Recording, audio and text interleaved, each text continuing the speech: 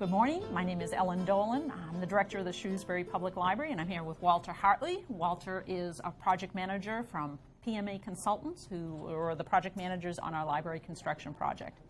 We are here for what we're saying is our final tour of the library building. With the help of Mark Serra of Shrewsbury Media Connection, we've been providing kind of video updates probably every 3 months or so, and we realized that we needed a completed tour. So we're here today after the library is open, in use. You can go back. In use, and we want to show you around the building in its completed state and tell you a little bit about it. So thank you for joining us today. One of the things I'd like to comment on is that connection to the old building. You know, we've probably commented on it every time, Walter, but it still is something that when people come into this building, one of the first things they notice is that connection.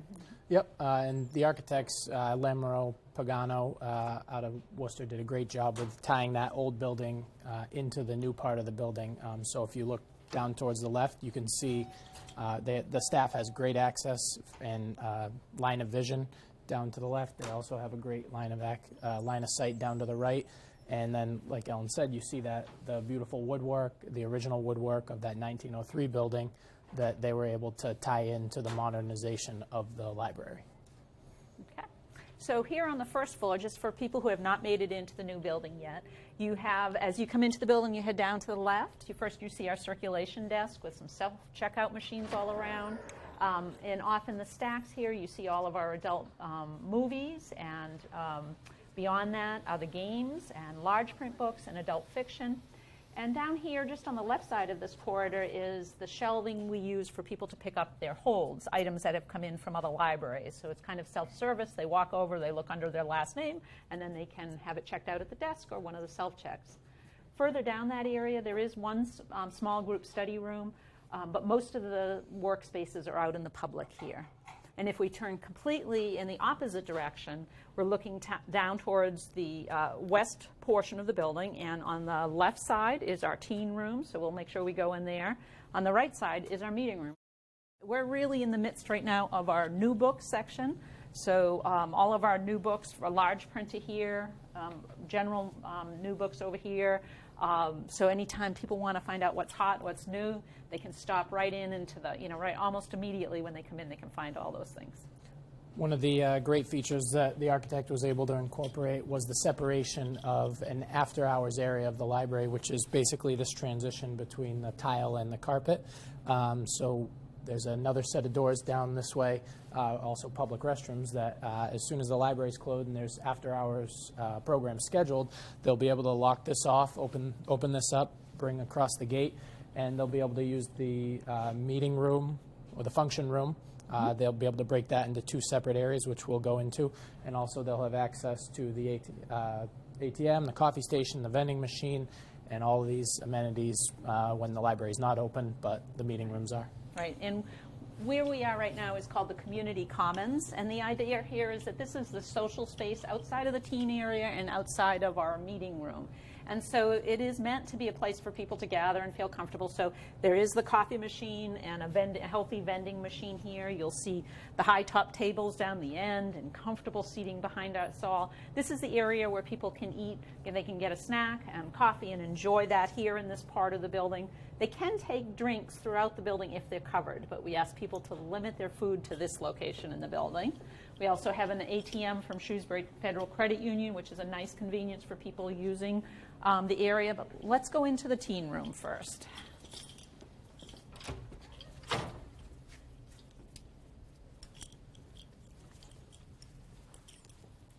So this is our teen room. It's obviously pretty quiet right now. We're early in the morning before kids are out of school. The teen room is divided into a few areas. Over to the left here, this wonderful corner looking out on Main Street is where the social spot is, and you can imagine that being filled with teenagers enjoying themselves after school. To the right in the corner, to the right in the corner we have our teen gaming area, and there is gaming equipment up on the wall, and all of their media for teens are in that area. And there's some great furniture and kind of a nice, comfortable space for them to socialize and play some games.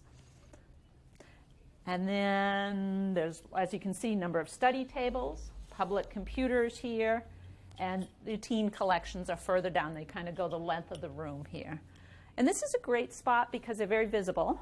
It's obviously a beautiful spot, really attractive for the teens, but it's also great because it keeps the noise levels kind of separate from the rest of the building. You know, it's completely removed from the other parts, and it's also enclosed, but we can see what's going on with all the glass windows, people walking by. And they have, in this area, they have their own self-check machines, so they could check out their items here, and a couple catalogs so they can look up items. So from this center, at the center again, people could go upstairs, and upstairs is the reference area, the public computers, more group study rooms, local history room, a quiet reading room, and more. One of the great elements of this building is how everything is at that central access. So the stairwell is here, the elevator is here, and staff can kind of be observing and be helping people as they need. One of the wonderful features of this new building is the staircase. So maybe, Walter, you want to talk a bit about it? Yeah, so like Ellen said, it's right in that main entryway, so it's visible to everyone. It's beautiful stainless steel. It's granite treads that are sealed, so they're waterproof, so that, you know, everything wipes right off of them. Nothing is sinking into them. Then you have the glass, which, you know, it attracts fingerprints, but it's also a nice visual and easy to clean. Right. And this goes all the way from the lower level all the way to the third floor, so it's access all the way around. And one of the nice features about this is that it gives you a connection between the floors. So if you're on this level, you can kind of see what's going on upstairs and you know, have a connection down to the lower level. When my office is just around the corner, and I can come out and kind of be aware of what's going on just by listening. You can hear some of it. Yep. Mm-hmm. So I do want to take a moment to point out the beautiful portraits that are here that were in our original building. They might not have been noticed before. They were in a really remote spot. So on our left is Jubal Howe, who is the donor of the original 1903 building. And on the right is Artemus Ward, the great-grandson of General Artemus Ward, who donated the 1923 edition in memory of his great-grandfather. And I think right now they're in a great spot. You can see them. And they are also kind of at the connection between the old and the new building, which I think is really appropriate. So we're here on the top floor. And when you come in, you see the reference desk immediately. That's one of the features the architects did a great job on, that you always have a sense of someone, a staff member around. Yeah, so as you come up the stairs, you can see the staff members are here, and again, they did that line of sight all the way through, so you can see the public computers. You know, if anyone has questions, they can kind of get right to the desk, and then over on the right side and far down, you can see the great natural light that they were able to bring in on that third floor. So much so that they needed to make sure that there was some type of shades. It gets a little hot over there, but you know, the shades help a lot. So looking down the length here, you have all the public computers that are available for patrons to come in and use, and print services, and a reference librarian nearby for questions. But a lot of people bring in their own devices, and there is Wi-Fi, free Wi-Fi available throughout the building, and so you'll often have people set up at other tables enjoying that. Through the door here, why don't we go ahead in quickly.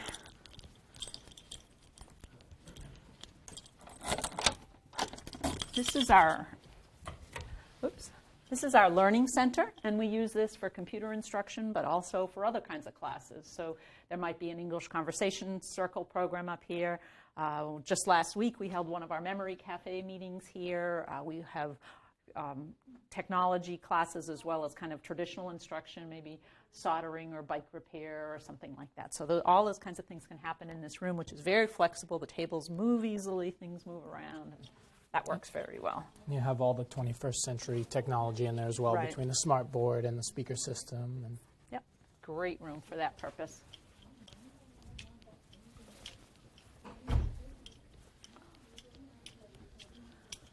So we have some of the staff offices. They're kind of off to the left, our business office and our trustee meeting room and so forth. Our assistant director's office, Priya Ratnam.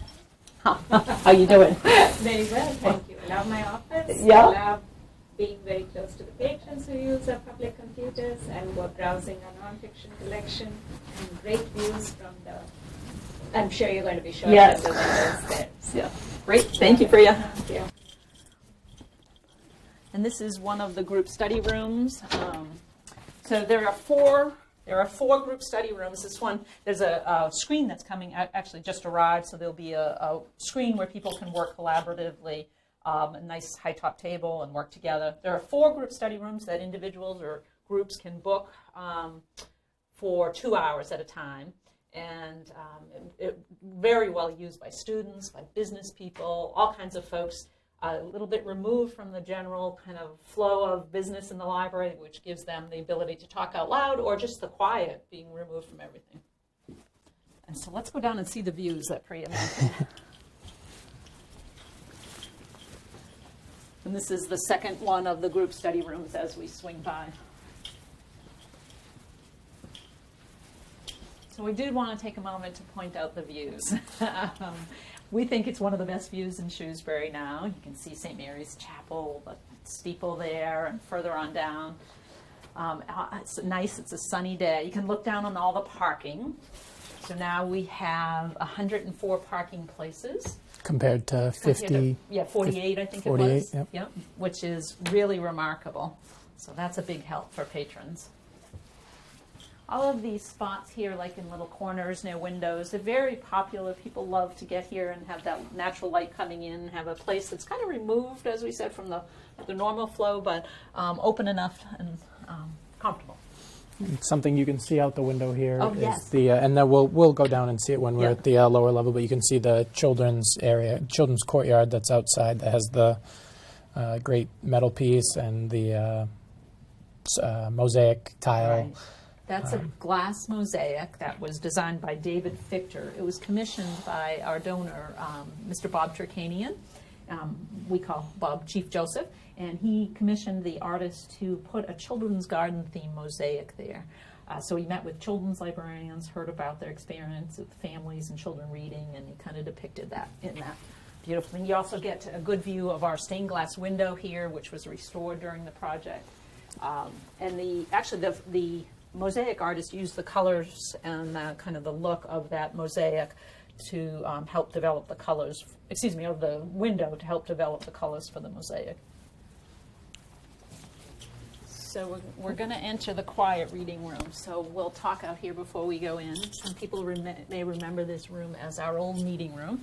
And that was, during the renovation and expansion, was turned into our quiet reading room.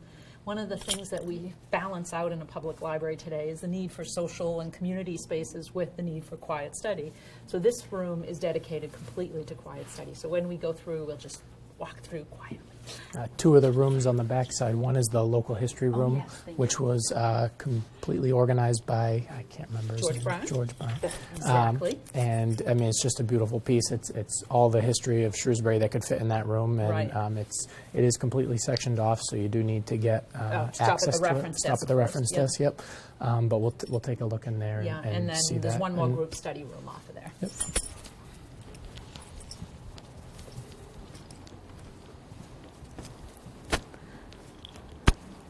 Will be just a short time.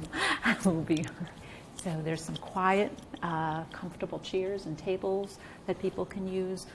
Walter referred to the the local history room over here, and then to the left is that other group study room.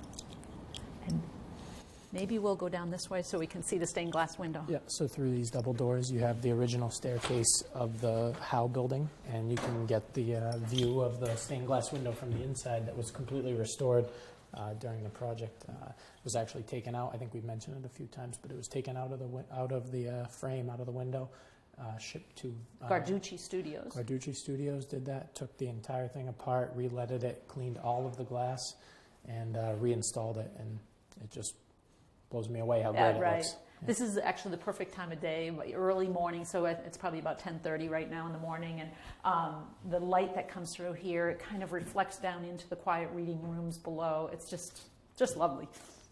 We're very fortunate to have had that restored. When they did that work, they also added some reinforcement, some reinforcing bars on the outside that run up the height of the window to make sure that it lasts another 100 years. It had been put in here in 1904.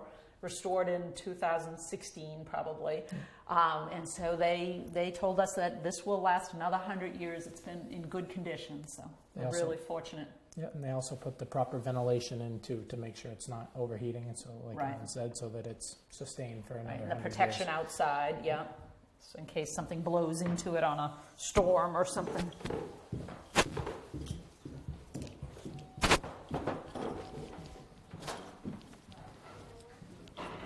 Okay, so now we're back on the first floor again. We're in the 1903 Jubal Howe building.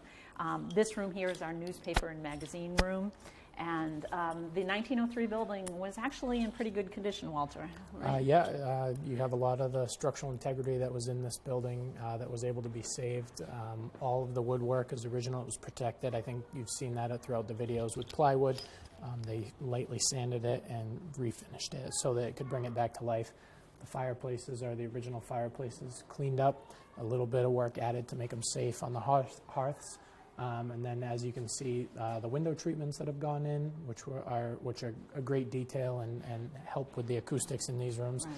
And then also you have Portraits. Yep, The the new art or the original artwork right. that was So we- reinstalled. Of Anthony and Olive Bugatti, affectionately known as Spags, obviously.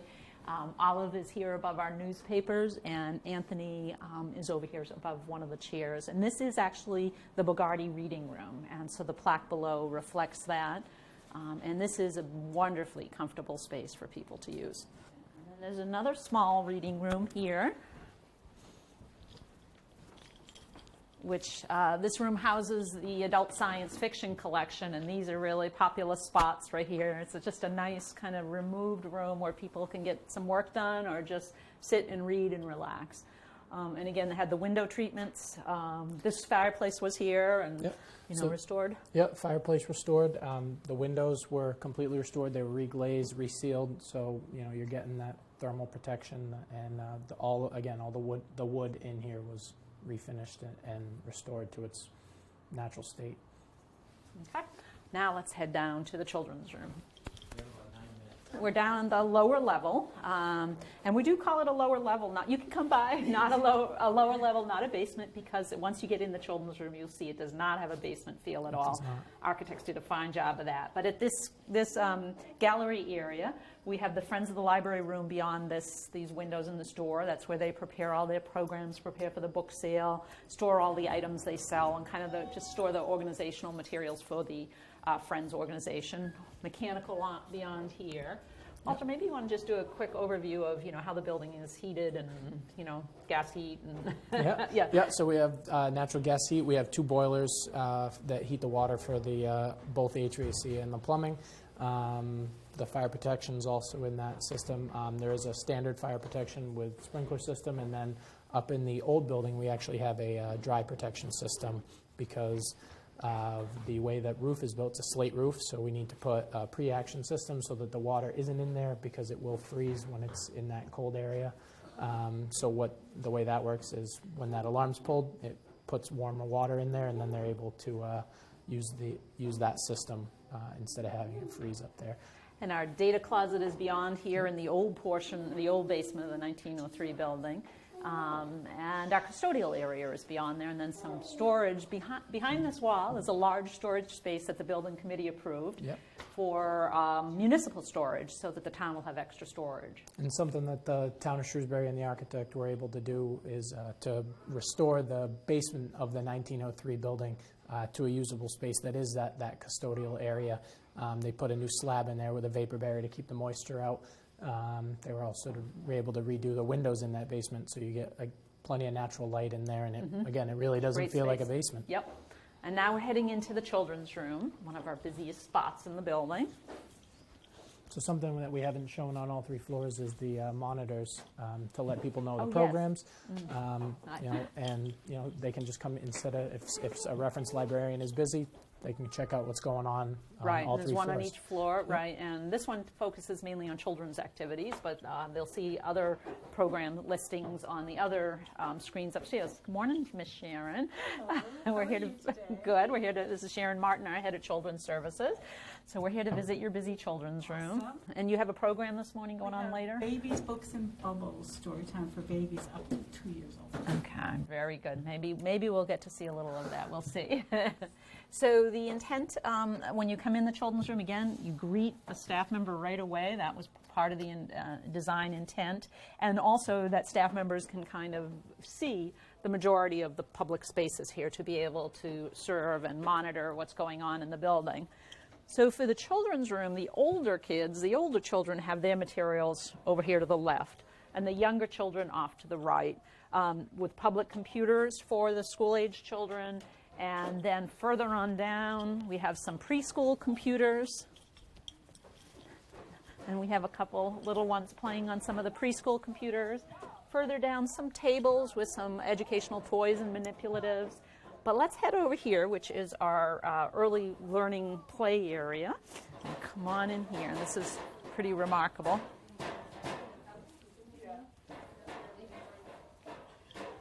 So this is one of the preschool areas, and you can imagine parents, grandparents, caregivers here with the little ones playing. They really enjoy it. It's a great, relaxing place with the sun coming in. And just outside is the courtyard that Walter mentioned earlier. Walter, maybe you want to mention the entablature from the ward annex. So what we're seeing right now is the ward annex structure. That was actually on that 1923 edition. And it was taken down by our mason, piece by piece, brick by brick, saved for about a year and a half before it was able to be completely rebuilt in this spot. So this was on a completely different side of the building and completely rebuilt. We added some copper flashing to kind of match the building.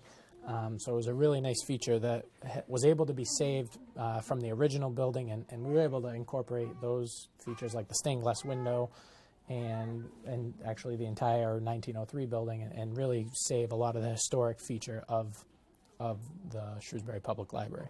What's kind of nice about this annex entablature being rebuilt here is that was the entrance to the children's room in 1923. So it's really great to have it connected with children's services again. So we're looking through the window to our children's program room, and as we heard, there's a babies and books and babies and bubbles going on right now. So maybe we can see that our children's librarian is busy, doing activities with the little ones. That's a very popular program. We have a little one waving to us.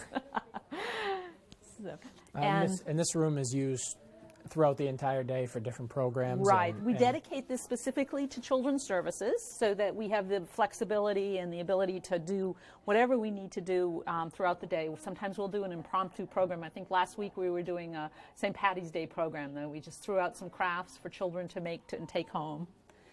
This is a very popular spot down here. This is our family reading area. You can see carriages. So this is a spot at the end of the day. You'll often see grade school kids here, but you'll also see families, grandparents sitting reading. It's just a very gracious spot with the large windows. One of my favorite times is when the snow is falling, sitting down here and seeing that, and seeing the busy parking lot and people coming and going. So, like Ellen said, this is the lowest level, but you really don't feel like you're in the basement, because up in the top parking lot, you're actually about 20 to 30 feet of elevation higher when you come in on that first floor.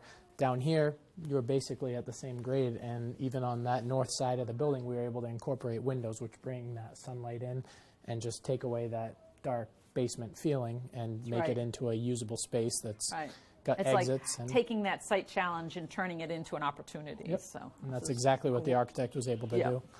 Something that they were able to sneak in was this staff space and storage. Oh, so, yes, nice storage for the program room. Outside storage behind this wall that has access from the outside, so that the outside of this building can be maintained, and just all usable space. There's not much unusable space in this building. There did used to be, but they were able to incorporate all those areas, including the storage space. Right, we went from 25,000 square feet to 38,000 square feet. Yep. But you can tell it has a much larger feel because it's much more efficient use of space. Yep. One of the things we didn't mention, we keep mentioning how happy we are with the results of Lamoureux and Pagano's work on this building, but also PMA's work has been incredible. One of the best features of our project is the project is far under budget. We're getting ready to close, and we are $2,410,000 is what we estimate we will be under budget by the time we come in. So thank you, Walter, and your team for the incredible work they did on budget control, construction control. We really had a great team. Yeah, absolutely. Yeah. So one more feature we could point out, and this again is a donation from Bob Tricanian, and you can kind of peek through. I don't know if you're going to be able to pick it up on the camera, Mark. This is a feature that was added after the fact on that concrete retaining wall. Chief Joseph hired an artist named Whitmore Bogarts to do an undersea theme to decorate and kind of embellish that retaining wall. And he pulled the idea in, make it more two-dimensional by adding a few of the metal sculptures on the inside of the building. His idea was that when you're standing down here and you're looking up, you're looking at like an undersea aquarium. So I think it pulls the entire thing together perfectly. All right, we're going to finish up our tour today by stopping here in the meeting room. So you want to talk about the meeting room? Yeah. So as you can see, this is one of the larger sides of the room. It actually can be one room or two rooms. I believe when you break it up, this is a 75 and the other side's a 50. 25. 25 max occupancy. So in both sides of the room, you have your technology. You have a smart board that you'll be able to bring down, or a whiteboard that you'll be able to bring down and use for presentations. You also have audio throughout the room. You have some cabinets for storage space. And coffee service, counters, right. This was a quilt that was... Yes, this was in the 1979 building, the quilt. It was created in 1976 to commemorate the anniversary of the town, and it features different aspects of the town. So picture Spags and Congregational Church and the library and so forth. And it was in a good spot before, but this is even better because it's really featured so nicely in a community meeting room. Yep. Speaking about the community. When these dividers here slide back into a cubby here, and so the meeting room can be opened, as Walter said. And on this side, when we have something going on, we often use the two rooms together. So I know we had a yoga class there this morning. We have an English conversation circle program going on here later. But this is a nice size room still, even with the divider in. And one of the things that I love to point out is this map here, which is a map of the libraries across Massachusetts in the early 1800s. And what's kind of neat is it has, this was before, so there's there's little pictures of each library, and this is before the 1903 building was built. So I feel like it's a super connection to our library's history and libraries across the state. So thank you, Walter, for joining me again today. You're not on site anymore, but he came back just for this tour, so we thank you very much. Yep, thank you. Okay, thank you for visiting us at the Shrewsbury Public Library. We'll hope you come in person the next time you come through.